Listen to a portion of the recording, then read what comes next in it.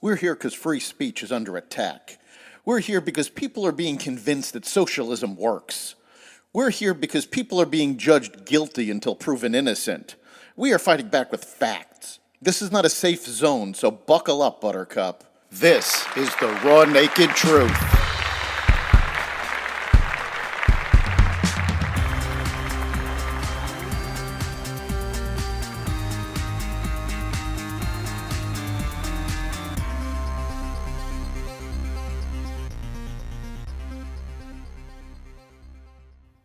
More classified Biden documents, woke schools withhold scholarship notifications, and more. Welcome to the Raw Naked Truth. I'm your host, Eric Lopkin, and here's the news you need to know. The Biden classified document scandal continues. The House Judiciary Committee announced that it was opening an investigation into classified documents that were found in the Delaware home of President Biden, as well as his former office in Washington, D.C. The panel, now helmed by Republicans Jim Jordan and Mike Johnson, wrote a letter to Attorney General Merrick Garland announcing their probe and demanding all communications related to the discovery of the documents, which reportedly occurred last November and dated back to Biden's time as vice president. The White House acknowledged the discovery of these documents last week, and Garland recently announced the appointment of a special counsel to investigate the incident. The special counsel has since announced more classified documents were located after the White House claimed that there were no more documents to be found. Questions have also been raised as to why the Justice Department raided Donald Trump's home and took pictures of the classified documents there, but have not done so to the home of President Biden. Representative James Comer, chair of the House Oversight Committee, sent a letter to the White House demanding visitor logs for President Biden's Wilmington, Delaware residence, where Biden aides found classified documents from his time as former President Barack Obama's vice president. Without a list of individuals who have visited his residence, the American people will never know who had access to these highly sensitive documents. Comer said in a letter to the White House Chief of Staff Ron Kane, the White House has stated that no visitor logs exist. Representative Adam Schiff, the Democrat from California, has stated that the Biden documents could represent a threat to national security. It has been verified that Hunter Biden had access to all the areas where the classified documents were found.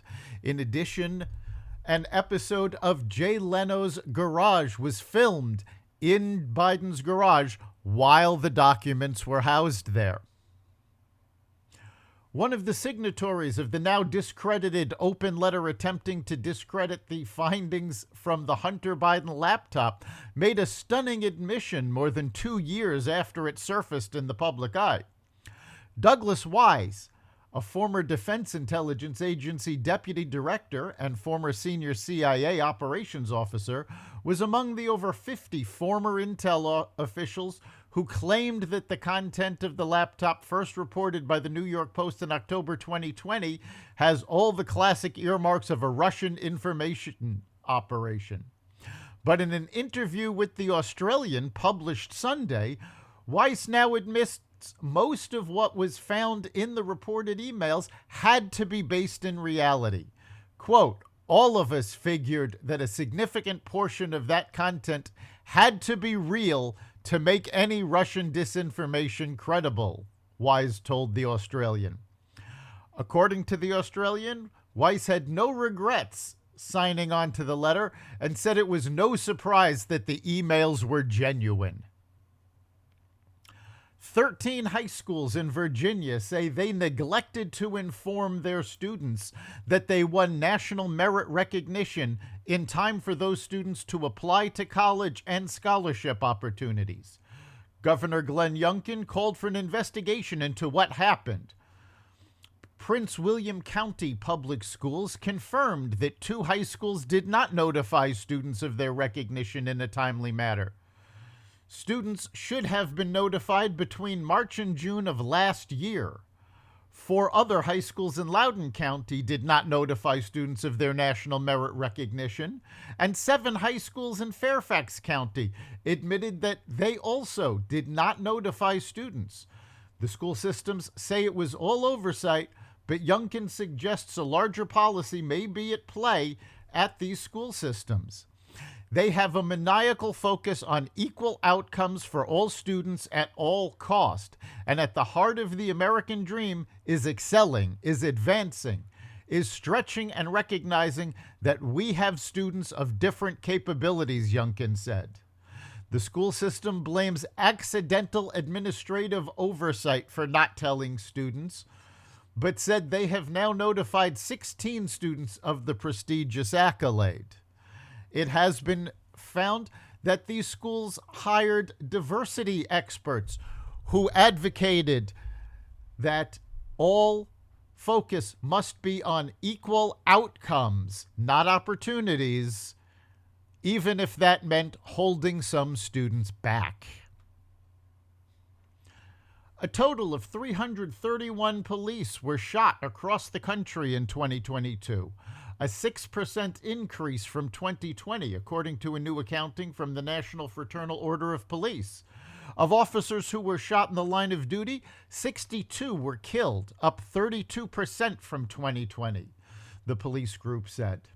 This past year has been one of the most dangerous years for law enforcement in recent history due to the increase of violence directed towards law enforcement officers, as well as the nationwide crime crisis, which has seen criminals emboldened by the failed policies of pandering prosecutors and cynical politicians, said Patrick Yose, the president of the police group.